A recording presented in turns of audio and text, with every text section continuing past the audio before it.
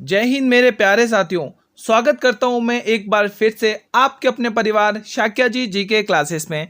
मैं आशा करता हूं, उम्मीद करता हूं कि आप लोग अच्छे होंगे, स्वस्थ होंगे और अपनी तैयारी को बहुत ही शानदार तरीके से कर रहे हैं।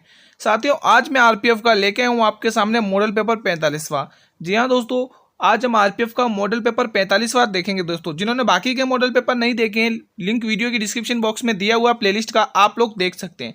साथियों, आज की क्लास में बहुत ही इंपॉर्टेंट क्वेश्चन रहने वाले हैं जो रेलवे में पूछे जाते हैं लगातार कांस्टेबल और सब इंस्पेक्टर में। तो ये क्लास आपके लिए रामबाण साबित होने वाली है, अंत तक बने रहना साथियों, ठीक है। अगर आप लोग ये सभी क्लासेस डेली देखते हैं तो मैं गारंटी के साथ कह रहा हूं दोस्तों, आपके जीके जीएस में से 45 प्लस कहीं नहीं गए दोस्तों, 45 प्लस, ठीक है। तो क्लास आपके लिए इंपॉर्टेंट है, अंत तक बने रहिएगा। आज आपका टेस्ट नंबर 45 है दोस्तों, ठीक है। बिल्कुल अच्छे से टेस्ट देना है, अपनी तैयारी को एनालाइज करना है। फ्री पीडीएफ के लिए टेलीग्राम चैनल ज्वाइन कर लें, लिंक वीडियो के डिस्क्रिप्शन बॉक्स में। आपके सामने पहला क्वेश्चन है टेस्ट का। बिना समय गवाए हम हमारी क्लास को कंटिन्यू करेंगे। आपके स्क्रीन पर है पहला क्वेश्चन नंबर 981। सभी स्टूडेंट कमेंट सेक्शन में रिप्लाई करेंगे। लाला लाजपत राय किस धर्म के एक सक्रिय सदस्य थे? बताएंगे सर सभी साथी। वैष्णव धर्म, आर्य समाज, बुद्ध धर्म या जैन धर्म? बताएंगे मेरे वीरो, क्या आंसर होगा इसका? सही जवाब बताएंगे सभी स्टूडेंट्स। लाला लाजपत राय किस धर्म के एक सक्रिय सदस्य थे? सभी स्टूडेंट्स बताएंगे, जल्दी से बताइए दोस्तों। तो जितने भी स्टूडेंट्स आर्य समाज टिकर है उनका ये ऑप्शन बिल्कुल सही है। Now next question number 982। अंत तक बने रहना साथियों, आज बहुत ही इंपॉर्टेंट क्लास रहेंगे आपके लिए दोस्तों, गारंटी के साथ कह रहा हूं। इनमें से बहुत सारे एग्जाम में क्वेश्चन देखने को मिलेंगे, उस हिसाब से पेपर बनाया आप लोगों के लिए। डेली मैं टेस्ट लेता हूं आप लोगों का, ठीक है। बनारस हिंदू विश्वविद्यालय की स्थापना किसने की है? ये सभी क्वेश्चन प्रीवियस ईयर में आए हुए और ये क्वेश्चन कांस्टेबल में पूछा गया है। बताइए, बनारस हिंदू विश्वविद्यालय की स्थापना किसने करी? पंडित मदन मोहन मालवीय ने, सर सैयद अहमद मोहम्मद ने, पंडित जवाहरलाल नेहरू ने या बाल गंगाधर तिलक ने? बताएंगे मेरे सभी वीर।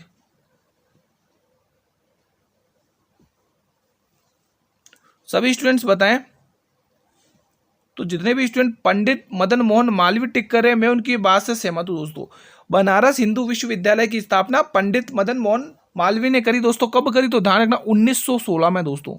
कब करी थी दोस्तों? 1916 में दोस्तों। तब दोस्तों भारत के गवर्नर जनरल कौन थे दोस्तों? हार्डिंग। भारत के गवर्नर जनरल कौन थे जब इसकी स्थापना हुई थी दोस्तों? भारत के गवर्नर जनरल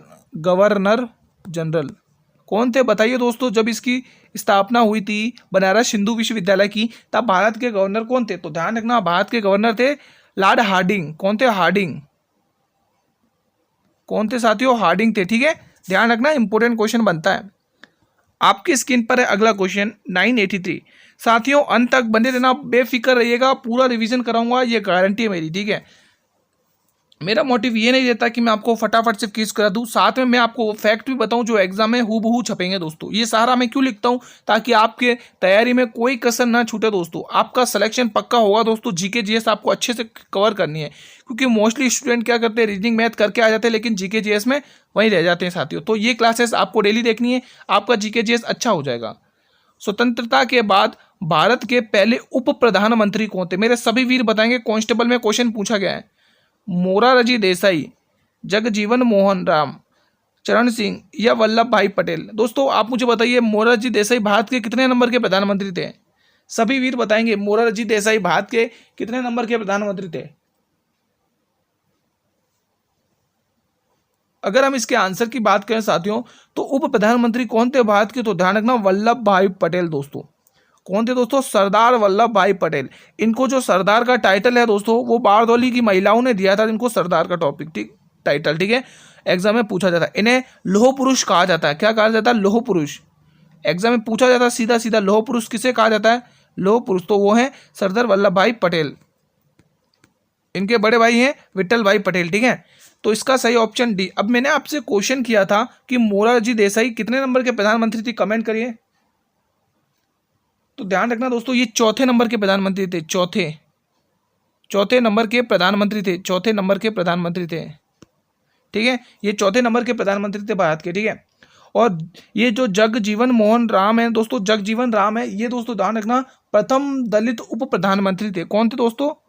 प्रथम दलित उप प्रधानमंत्री, मैं यहाँ पे लिख देता हूँ प्रथम दलित उप प्रधानमंत्री, आप लोग देख लीजिएगा। यहाँ पर मैं लिख देता हूँ प्रथम उप दलित प्रधानमंत्री, प्रधानमंत्री आप लोग लगा दीजिएगा, ठीक है। तो ये क्वेश्चन बनते हैं आपके एग्जाम पर। और ये जो चरण सिंह है दोस्तों, ये 5वें प्रधानमंत्री थे भारत के, 5वें नंबर के प्रधानमंत्री थे भारत के।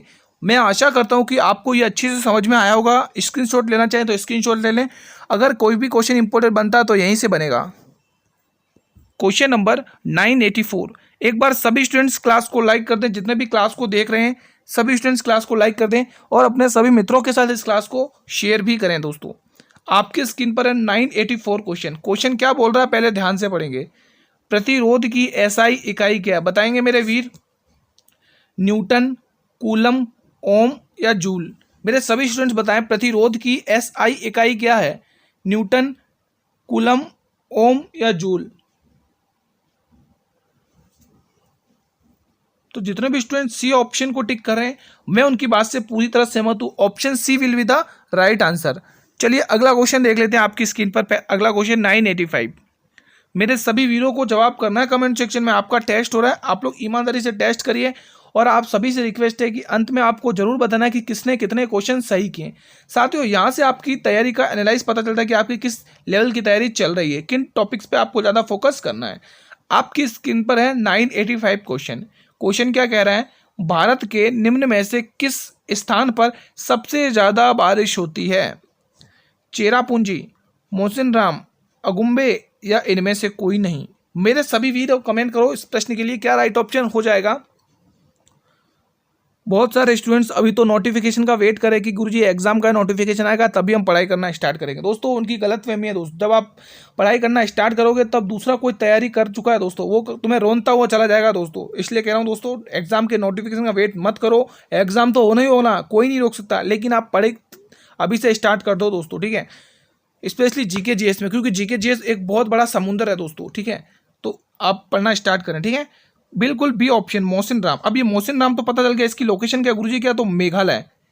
मेघालय क्या है साथियों, मेघालय क्या है साथियों, इसकी लोकेशन मेघालय। दोस्तों ध्यान रखना 21 जनवरी 1972 को इसका क्या हुआ था, गठन हुआ था दोस्तों, ठीक है। ध्यान रखना एग्जाम में पूछा जाता है दोस्तों। भारत क्या विश्व में सबसे ज्यादा बारिश वाला स्थान मोसिनराम को ही माना जाता है, मेघालय में। विश्व की बात कर रहे हैं साथियों, ठीक है, ध्यान रखना। अगला क्वेश्चन आपकी स्क्रीन पर है क्वेश्चन नंबर 986। मेरे सभी वीर कमेंट करेंगे क्वेश्चन नंबर 986। इनमें से कौन से देश में गोबी रेगिस्तान स्थित है। बहुत ही प्यारा सा क्वेश्चन है। यहाँ से आपके दोस्तों मैं हर एक क्वेश्चन में इंपॉर्टेंट फैक्ट करने की कोशिश करता हूँ, तो इसमें भी आपको इंपॉर्टेंट चीजें बताऊंगा, ठीक है। मंगोलिया, यूएसए, जापान या चिली। मेरे सभी वीर कमेंट करेंगे क्या होने वाला है इस प्रश्न के लिए सही ऑप्शन।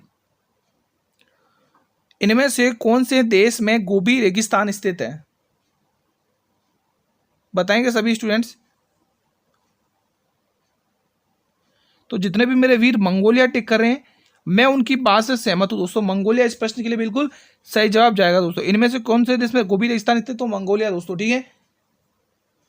एग्जाम में पूछा जाता है दोस्तों, ठीक है साथियों। अब मैं एक क्वेश्चन यहाँ पे आपको पूछ लेता हूँ, आप लोग मुझे बताइए ये जो आटाकामा रेगिस्तान है वो किस देश में स्थित है। आटाकामा रेगिस्तान मैं आपके लिए लिख देता हूँ, आटाकामा रेगिस्तान, बताइए आटाकामा रेगिस्तान,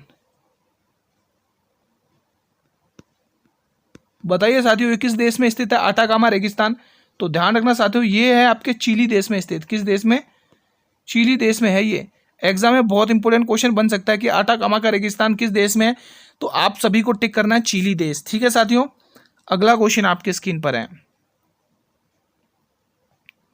क्वेश्चन क्या कह रहा है, बहुत ही प्यारा सा क्वेश्चन है।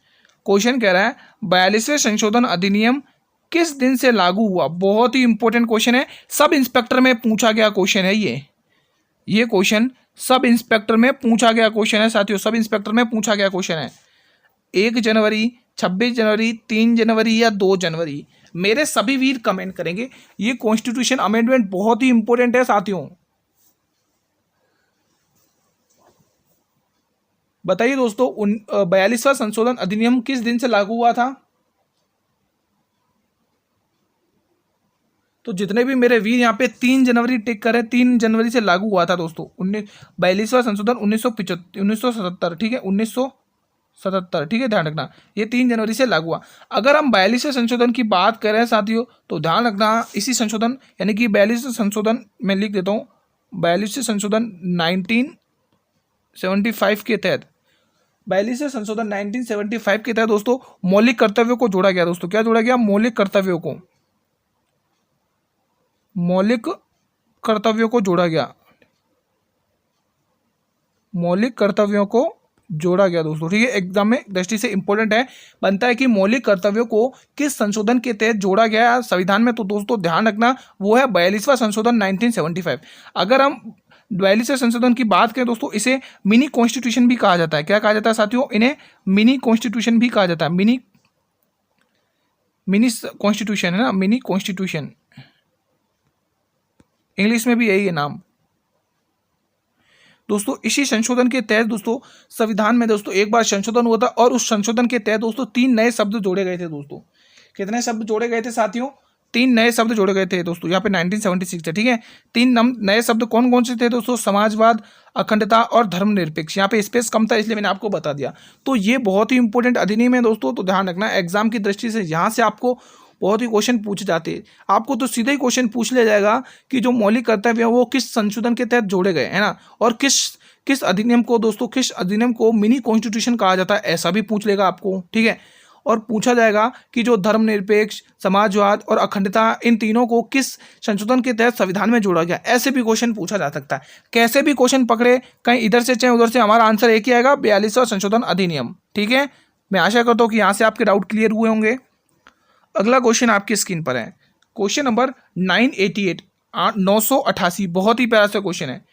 21 जनवरी 1972 को निम्न में से किस राज्य का गठन किया गया? बहुत ही इंपॉर्टेंट है साथियों, बहुत ही इंपॉर्टेंट है, बताएंगे?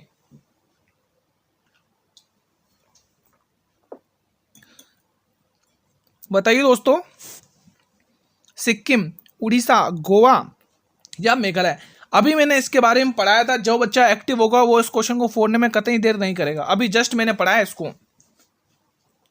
तो गुरुजी यहां पर बात करी जा रही है सिक्किम की, सिक्किम की कि मेघालय की? बताइए, मेघालय की।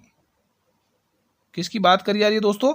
मेघालय की। ऐसा क्वेश्चन सब इंस्पेक्टर में पूछा गया है, सब इंस्पेक्टर में ये क्वेश्चन पूछा गया है दोस्तों, सब इंस्पेक्टर में। तो इस क्वेश्चन को आप इग्नोर कतई नहीं कर सकते, ठीक है। ध्यान रखना दोस्तों, इंपॉर्टेंट राज्यों का गठन कब हुआ वो पूछे जाएंगे, ठीक है। सिक्किम का बताइए दोस्तों, 16 मई 1975 में सिक्किम राज्य का गठन हुआ दोस्तों। ध्यान रखना इंपॉर्टेंट डेट है। सिक्किम का गठन कब हुआ? 16 मई 1975। अगर बात करें दोस्तों गोवा की, तो गोवा का ध्यान रखना दोस्तों 30 मई 1987 में गोवा का गठन हुआ दोस्तों। एग्जाम की दृष्टि से इंपॉर्टेंट बनेगा दोस्तों, ठीक है। उड़ीसा का बताइए दोस्तों, 24 जनवरी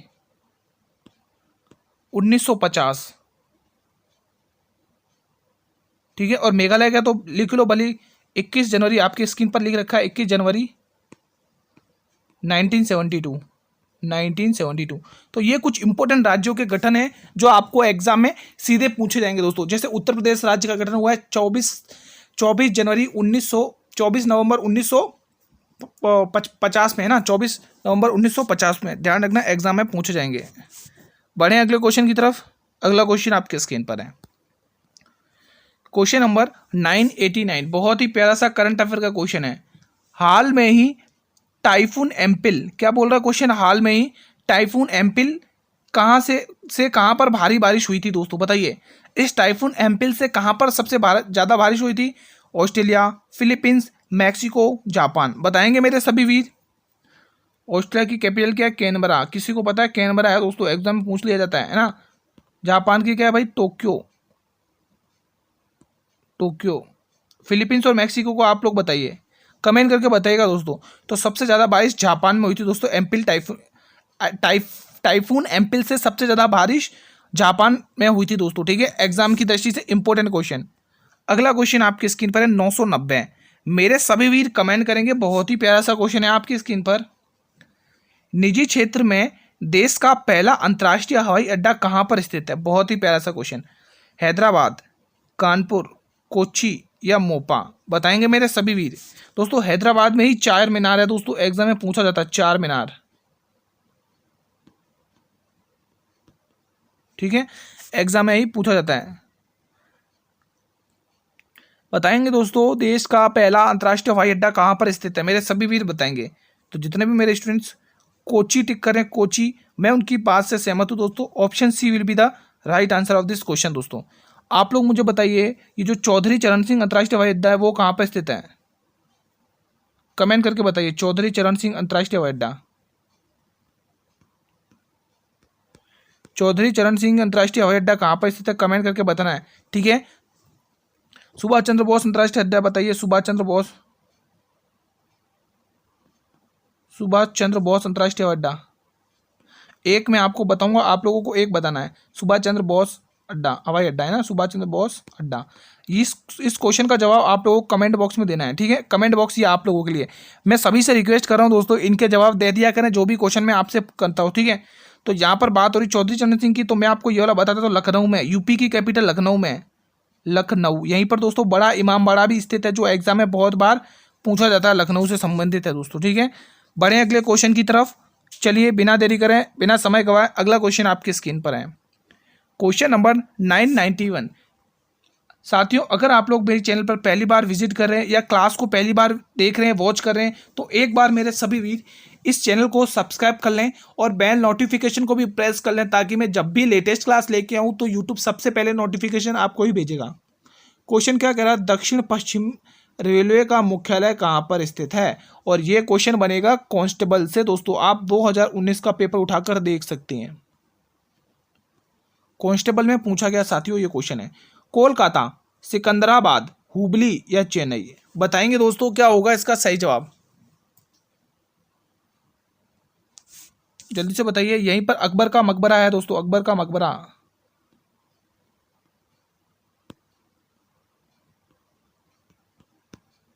ठीक है। कोलकाता शहर दोस्तों हुगली नदी के तट पर स्थित है। ऐसे क्वेश्चन भी आते हैं आपके एग्जाम में, हुगली नदी के तट पर। चेन्नई दोस्तों एक बंदरगाह भी है दोस्तों, बंदरगाह है, ठीक है। तो यहाँ पे बिल्कुल हुबली है दोस्तों, ठीक है। तो दक्षिण पश्चिम रेलवे का मुख्यालय कहाँ पर स्थित है दोस्तों? हुबली में स्थित है, तो बिल्कुल C will be the right answer. अगला क्वेश्चन आपकी स्क्रीन पर है, मेरे सभी वीरों कमेंट करना है इस क्वेश्चन का जवाब कमेंट सेक्शन में। लायन एंड पिक लोक नृत्य किस राज्य का प्रसिद्ध है? उत्तर प्रदेश का, आंध्र प्रदेश का, मध्य प्रदेश का, अरुणाचल प्रदेश का? बताएंगे मेरे सभी वीरों। साथ में ये भी बताएं दोस्तों, एक नृत्य में आपसे और पूछना चाहूंगा दोस्तों, पहले आप इसका आंसर टिक करें। लायन एंड पिक लोक नृत्य किस राज्य का प्रसिद्ध है? तो बिल्कुल यहाँ पर डी ऑप्शन को लॉक करेंगे आप सभी स्टूडेंट्स। अरुणाचल प्रदेश में स्थित है दोस्तों, कहाँ पर? अरुणाचल प्रदेश ने, किसने ऑप्शन नंबर डी को लॉक किया दोस्तों। जो भी मेरे स्टूडेंट्स ऑप्शन नंबर डी को लॉक कर रहे हैं वो बिल्कुल सही टिक कर रहे हैं दोस्तों, ठीक है। अब जैसा कि मैंने आपको कहा, एक नृत्य पूछ लेता हूँ, जैसे आप लोग मुझे बताइए कूद नृत्य कहाँ का प्रसिद्ध है? कूद नृत्य बताइए, कूद नृत्य कहाँ का प्रसिद्ध है? कमेंट बॉक्स में बताएंगे। एक बार जल्दी से क्लास को एक बार लाइक कर दें और अपने सभी मित्रों में क्लास को शेयर जरूर करना दोस्तों। कूद नृत्य की बात करें दोस्तों तो ध्यान रखना, ये जम्मू और कश्मीर का बहुत पूछा जाता है ये एग्जाम में, इसलिए मैंने आपकी स्क्रीन पर रखा है।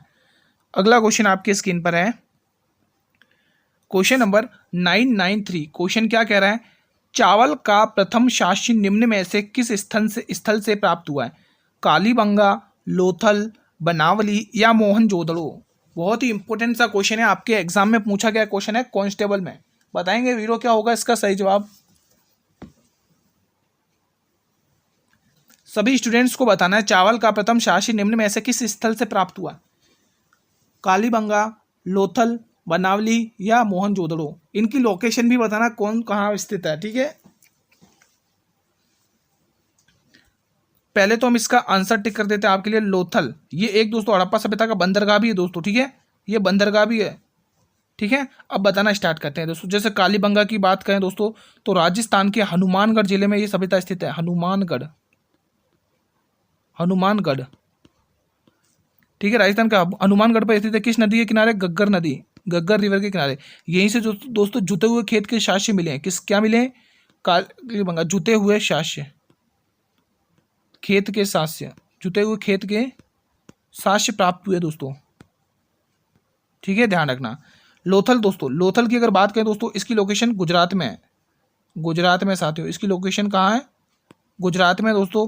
भोगवा रिवर, भोगवा रिवर, भोगवा नदी। ठीक है, ध्यान रखना, एग्जाम में पूछा जाता है। कालीबंगा की दोस्तों खोज अमलानंद घोष ने 1953 में करी थी, ध्यान रखना। ठीक है, बनावली दोस्तों, राखीगढ़ी और बनावली ये दोनों के दोनों हरियाणा में है दोस्तों। हरियाणा में है ये दोनों सभ्यताएं। ठीक है, मैं वापस रिपीट कर रहा हूँ, बनावली और राखीगढ़ी, वापिस बोल रहा हूँ, बनावली और राखीगढ़ी ये दोनों आपको हरियाणा में देखने को मिलेंगे। मोहनजोदड़ो की बात करें दोस्तों, पाकिस्तान में, ये कहाँ पर है? पाकिस्तान। किस रिवर के? सिंधु नदी, सिंधु घाटी नदी, सिंधु नदी। ठीक है दोस्तों, ध्यान रखना दोस्तों, यहाँ से महान स्नानागार देखने को मिला दोस्तों। और यहीं पर दोस्तों ध्यान रखना, बहुत बार पूछा जाता है, यहीं पर दोस्तों काशी नर्तकी की मूर्ति देखने को मिली है दोस्तों। काशी नर्तकी की मूर्ति देखने को मिली है मोहनजोदड़ो से दोस्तों। ठीक है, और इसकी खोज 1922 में आरसी मजूमदार ने की है। किसने करी है? आरसी मजूमदार ने इसकी खोज करी है। मेरे स्पेस नहीं था यहाँ पर, इसलिए मैं आपको ओरली बता देता हूँ। मोहनजोदड़ो की खोज 1922 में आरसी मजूमदार ने सिंधु नदी के तट पर इसकी खोज की है दोस्तों। एग्जाम में बहुत बार पूछे जाते हैं ये क्वेश्चन। ठीक है दोस्तों, ये जरूर ध्यान रखना, इसमें जो भी शास्त्र मिले हैं दोस्तों उनको अच्छे से रट के जाना, एग्जाम में बहुत पूछा जाता है। ठीक है, अगर आप स्क्रीनशॉट लेना चाहें इसका स्क्रीनशॉट ले लें। बाकी विदाउट आंसर की आपको मैं हर 5 दिन में टेस्ट लेता हूं आप लोगों का टेलीग्राम पे। लगभग कल हमने टेस्ट लिया था जिसमें 140 प्लस क्वेश्चन थे, 140 प्लस। उसकी अगर आपको पीडीएफ चाहिए तो जुड़ जाइए टेलीग्राम चैनल पर, लिंक वीडियो के डिस्क्रिप्शन बॉक्स में दिया हुआ है। मैंने सभी स्टूडेंट्स का टेस्ट लिया है दोस्तों, 140 क्वेश्चन का। क्वेश्चन नंबर 994, स्मैश शब्द का संबंध किस खेल से है? वॉलीबॉल से, लॉन टेनिस से, क्रिकेट से या हॉकी से? मेरे सभी वीर कमेंट करेंगे, स्मैश शब्द का संबंध किस खेल से है? वॉलीबॉल से, लॉन टेनिस से, क्रिकेट से या हॉकी से? मेरे सभी वीर बताएंगे कमेंट करके। जिन स्टूडेंट्स को इस प्रश्न का जवाब आता है तो कमेंट करें। आज हम होमवर्क के क्वेश्चंस भी देखेंगे जो एग्जाम में सीधे पूछे जाते हैं दोस्तों। तो लॉन टेनिस को टिक करेंगे आप वीरों। लॉन टेनिस जिस भी स्टूडेंट ने टिक किया है वो बिल्कुल सही टिक किया है। अगला क्वेश्चन आपकी स्क्रीन पर है साथियों, क्वेश्चन नंबर 995, बहुत ही इंपॉर्टेंट है। एक ऑक्सीजन परमाणु में कितने संयोजक इलेक्ट्रॉन होते हैं? बताइए, 2, 8, 6 या 16? मेरे सभी वीर कमेंट करके बताएंगे। बहुत ही प्यारा सा क्वेश्चन आपकी स्क्रीन पर है। एक ऑक्सीजन परमाणु में कितने संयोजन इलेक्ट्रॉन होते हैं? बताएंगे स्टूडेंट्स। तो जितने भी स्टूडेंट्स सी ऑप्शन को लॉक कर रहे हैं, मैं उनकी बात से पूरी तरह सहमत हूं दोस्तों। सी ऑप्शन बिल्कुल सही जवाब हो जाएगा इस प्रश्न का। अगला प्रश्न आपकी स्क्रीन पर है, 996, बहुत ही प्यारा सा और इंपॉर्टेंट सा क्वेश्चन है। यहाँ पर मैं 1-2 क्वेश्चन और आपसे पूछ लूंगा, आप लोगों को उनके जवाब कमेंट सेक्शन में लिखने हैं। राष्ट्रीय डेयरी अनुसंधान केंद्र कहाँ पर स्थित है? करनाल में, हिसार में, जयपुर में या आनंद में? बताइए। चलिए मैं क्वेश्चन लिख देता हूँ, आप लोग इसका आंसर टिक करिए पहले इस क्वेश्चन का। ठीक है, तब तक मैं आपके लिए और क्वेश्चन लिखता हूँ। तंबाकू अनुसंधान केंद्र कहाँ पर है? कल मैंने पढ़ाया था और जो भी बच्चा कल एक्टिव था क्लास में वो इसका जवाब तुरंत कर देगा। तंबाकू अनुसंधान केंद्र बताइए। इन सभी के जवाब आप लोगों को कमेंट सेक्शन में करने हैं। देखते हैं आपकी तैयारी कैसी चल रही है, यहाँ से पता चलेगा। ठीक है, और आप लोग टिक करेंगे यहाँ पे खनन अनुसंधान केंद्र, खनन अनुसंधान केंद्र।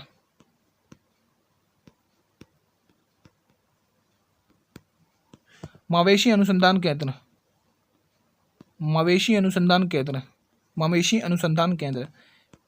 तब तक आप उसका जवाब करिए। ये क्वेश्चंस आप लोगों के लिए ही हैं दोस्तों, आपका इंतजार कर रहे हैं ये क्वेश्चंस। आपको इनके जवाब कमेंट बॉक्स में देने हैं। ठीक है, कमेंट बॉक्स में इन क्वेश्चंस के जवाब देने। बताइए, राष्ट्रीय डेयरी अनुसंधान केंद्र कहाँ पर स्थित है? चौथा है वस्त्र अनुसंधान केंद्र, भी बता दीजिएगा। वस्त्र अनुसंधान केंद्र भी बता दीजिएगा। ठीक है, ये 4 क्वेश्चन आपकी स्क्रीन पर है। वस्त्र अनुसंधान केंद्र। ठीक है, इन चारों के जवाब आप सभी से रिक्वेस्ट है कमेंट सेक्शन में जरूर करना। लिख लो, क्वेश्चन नंबर 996 का आपको जवाब चारों क्वेश्चन का टिक करना है कमेंट बॉक्स में। तो करनाल बिल्कुल सही जवाब जाएगा, करनाल हरियाणा में दोस्तों। ठीक है, option A number will be the right answer. तो राष्ट्रीय डेयरी अनुसंधान केंद्र कहाँ पर स्थित है साथियों? तो ध्यान रखना, करनाल में, हरियाणा में। अगला क्वेश्चन आपकी स्क्रीन पर है, क्वेश्चन नंबर 997 किस प्रणाली को भारत में अंग्रेजी साहित्य का मैग्ना कार्टा कहा जाता है? किस प्रणाली को भारत में अंग्रेजी साहित्य का मैग्ना कार्टा कहा जाता है? हंटर कमीशन, वुड्स डिस्पैच, रेल रिपोर्ट या मैकाले स्मरण पत्र? मेरे सभी वीर कमेंट करेंगे इस प्रश्न के लिए क्या राइट ऑप्शन होने वाला है, सभी स्टूडेंट्स बताएंगे। जल्दी से बताइए दोस्तों, किस प्रणाली को भारत में अंग्रेजी साहित्य का मैग्ना कार्टा कहा जाता है? तो जितने भी मेरे वीर यहाँ पे वुड्स डिस्पैच टिक कर रहे हैं, मैं उनकी बात से सहमत हूँ दोस्तों। बिल्कुल इस प्रश्न का जवाब यही जाएगा, वुड्स डिस्पैच दोस्तों। Option B will be the right answer. बढ़े अगले क्वेश्चन की तरफ बिना समय गंवाए।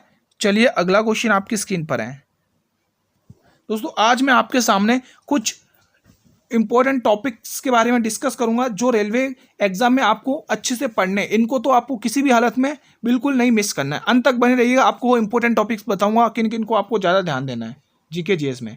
998 फ्रंटियर गांधी के नाम से किसे जाना जाता है? वल्लभ भाई पटेल को, जवाहरलाल नेहरू को, महात्मा गांधी जी को या अब्दुल गफ्फर खां को? बताएंगे सभी वीर। लौह पुरुष तो आपको बता चुका हूं मैं, लौह पुरुष, ठीक है दोस्तों। बताइए, फ्रंटियर गांधी के नाम से जाना जाता है अब्दुल गफ्फर खां को। किसको जाना जाता है साथियों? अब्दुल गफ्फर खां को दोस्तों। ऑप्शन नंबर यहां पर डी बिल्कुल सही जवाब हो जाएगा। चलिए अगला क्वेश्चन आपकी स्क्रीन पर है। मेरे सभी वीर कमेंट करेंगे इस प्रश्न का, बहुत ही इंपॉर्टेंट ये भी क्वेश्चन है। क्वेश्चन क्या कह रहा है पहले ध्यान से पढ़िए। 999 प्रसिद्ध पर्यटन स्थल विक्टोरिया मेमोरियल, प्रसिद्ध पर्यटन स्थल विक्टोरिया मेमोरियल कहाँ पर स्थित है? अरुणाचल प्रदेश, पश्चिम बंगाल, गुजरात, महाराष्ट्र? मेरे सभी वीर कमेंट करेंगे, बहुत ही इंपॉर्टेंट क्वेश्चन है। आप लोग मुझे ये भी बताइए कि बड़ा इमामबाड़ा किस शहर में स्थित है? बताएंगे सभी बच्चे। मैं लिख देता हूँ बड़ा इमामबाड़ा, ये भी बताइए मुझे। बड़ा इमामबाड़ा बहुत ही इंपॉर्टेंट पर्यटन स्थल है, इमामबाड़ा, बड़ा इमामबाड़ा। बताइए कहाँ पर है, इसकी लोकेशन बताएंगे सभी स्टूडेंट्स। सभी स्टूडेंट्स इसकी लोकेशन बताएंगे, सभी स्टूडेंट्स बताएंगे। तो चलिए इसका एक बार आंसर टिक करिए। पश्चिम बंगाल, किस किसने पश्चिम बंगाल टिक किया है? कोलकाता, जिस भी स्टूडेंट ने टिक किया उनका ये जवाब बिल्कुल सही है दोस्तों। इसको बनाना प्रारंभ किया था 1906 में दोस्तों। 1906 में इसको बनाना स्टार्ट किया था, 1906 में इसको बनाना स्टार्ट किया था। जब ये विक्टोरिया मेमोरियल बन के तैयार हो गया था तब उस समय भारत के गवर्नर जनरल कौन थे? कोई बताएगा? जब ये विक्टोरियल मेमोरियल बनकर तैयार हुआ था तो उस समय भारत के गवर्नर जनरल कौन थे? बताइए दोस्तों। तो ध्यान रखना, देखो जैसा कि अभी अपन ने बात करी 1906 1905 की, ये तो ध्यान रखना। तो वहीं से आप लोग अंदाजा लगा सकते हैं उस समय भारत का गवर्नर जनरल कौन था। यहाँ पर मैं लिख देता हूँ, भारत का गवर्नर जनरल कौन था? गवर्नर जनरल, ठीक है, ध्यान रखना। तो उस समय गवर्नर जनरल कौन हुआ था? ध्यान रखना, कर्जन, लॉर्ड कर्जन, है ना। तो इसी ने दोस्तों बंगाल का विभाजन भी करवाया था, कर्जन। एग्जाम की दृष्टि से आपके लिए बहुत ही इंपॉर्टेंट क्वेश्चन है, ठीक है। तो यहाँ से पश्चिम बंगाल आप लोग टिक करेंगे। जितने भी मेरे वीरों ने पश्चिम बंगाल टिक किया है बिल्कुल सही किया है दोस्तों। बंगाल के नवाब वाला टॉपिक बहुत ही इंपॉर्टेंट है साथियों। बंगाल के नवाब वाला टॉपिक आपको अच्छे से क्लियर करना दोस्तों, वहाँ से एक क्वेश्चन जरूर पूछा जाएगा। वहीं पर दोस्तों आपको प्लासी का युद्ध, ब्लैक हॉल घटना, बुक्सर का युद्ध, ये चीज़ें देखने को मिलेंगी। तो वो क्वेश्चन इंपॉर्टेंट बनते हैं आपके स्क्रीन, ठीक है। अगला क्वेश्चन, बहुत सारे स्टूडेंट कंफ्यूज रहते हैं कि बंगाल का नवाब कौन था दोस्तों, बंगाल का नवाब कौन था। ऐसे में इस क्वेश्चन में बहुत सारे स्टूडेंट कवर रहते हैं, तो मैं बता देता हूँ दोस्तों। बंगाल का नवाब नवाजते भी पूछे तो मुर्शिद कुली खां है दोस्तों, मुर्शिद कुली खां, ठीक है, ध्यान रखना। क्वेश्चन नंबर 1000 दोस्तों, आज हमारे आरपीएफ का मॉडल पेपर 45वां था और आज हम 1000वां क्वेश्चन देख रहे हैं जो आपके एग्जाम में बहुत ही इंपॉर्टेंट साबित होने वाला है। बनारस हिंदू कॉलेज की नींव किसने रखी? दोस्तों नींव की बात हो रही है। मदन मोहन मालवीय, सरोजनी नायडू, इंदिरा गांधी या फिर एनी बेसेंट? बताइए क्या होगा इसका सही जवाब। सरोजनी नायडू को दोस्तों आयरन लेडी कहा जाता है, आयरन लेडी। क्या कहा जाता है? Iron lady. इनको क्या कहा जाता है दोस्तों? Iron lady. इंदिरा गांधी को क्या कहा जाता है साथियों? आयरन लेडी कहा जाता है। सरोजनी नायडू को क्या कहा जाता है? भारत की कोकिला, भारत की कोकिला। ये भारतीय राष्ट्र कांग्रेस की प्रथम महिला अध्यक्ष थी दोस्तों, ठीक है, 1925 के कानपुर अधिवेशन में, ठीक है। भारत की बात कर रहा हूँ। अगर आपको वैसे बात करें कि पहली महिला कौन थी कांग्रेस में, तो ध्यान रखना एनी बेसेंट, और एनी बेसेंट ही इस प्रश्न का सही जवाब होगा। ठीक है साथियों, एनी बेसेंट ही इस प्रश्न का सही जवाब होगा दोस्तों। बहुत ही इंपॉर्टेंट क्वेश्चन है, ठीक है, एग्जाम में ये क्वेश्चन बहुत पूछा जाता है। अब इससे कुछ रिलेटेड फैक्ट तो तैयार रखें। देखो 1916 में दोस्तों, 1916 में इसको बदलकर एनी बेसेंट ने दोस्तों इस हिंदू कॉलेज को, बनारस में हिंदू कॉलेज है ना, इस हिंदू कॉलेज का नाम बदलकर क्या हो गया था दोस्तों, ध्यान रखना, इसका नाम हो गया था बनारस हिंदू विश्वविद्यालय। क्या नाम बदलकर हो गया? बनारस हिंदू विश्वविद्यालय।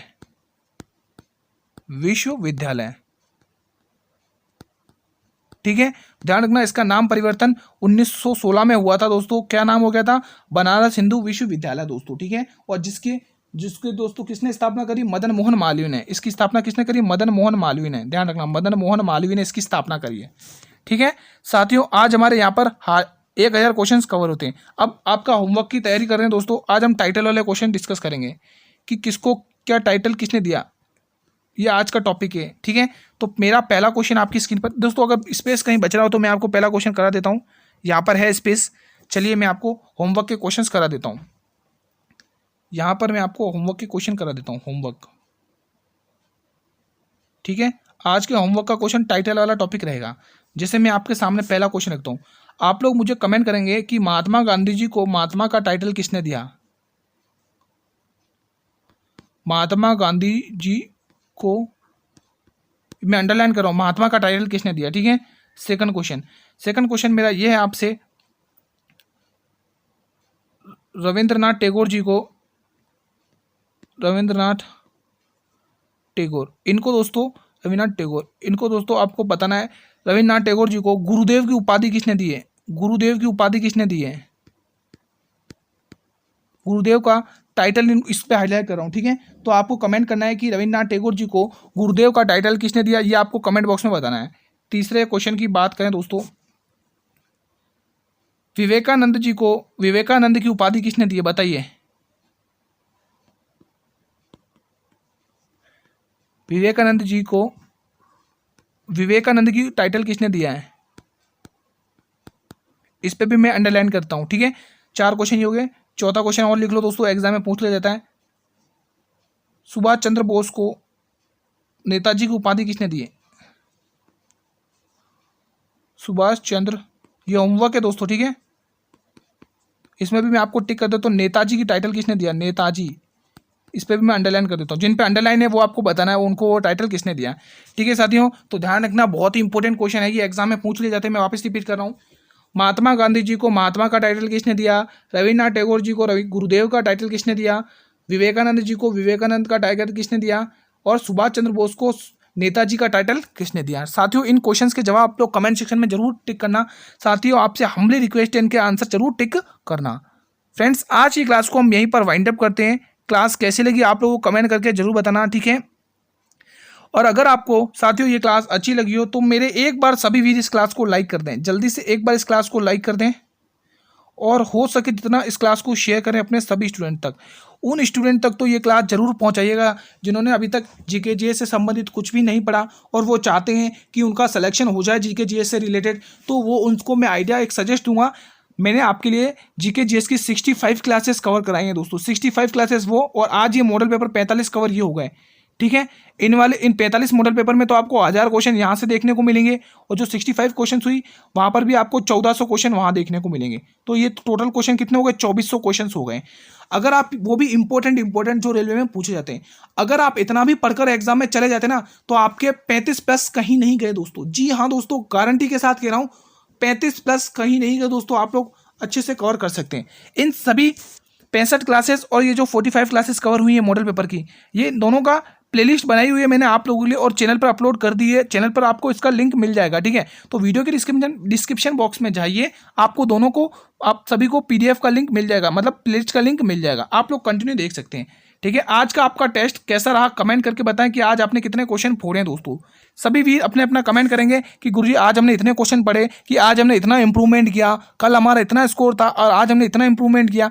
तो दोस्तों आप लोग और अपनी उन क्वेश्चन को भी देखो कि जिस टॉपिक से आपके क्वेश्चन गलत हुए उनको अच्छे से करने की कोशिश करो।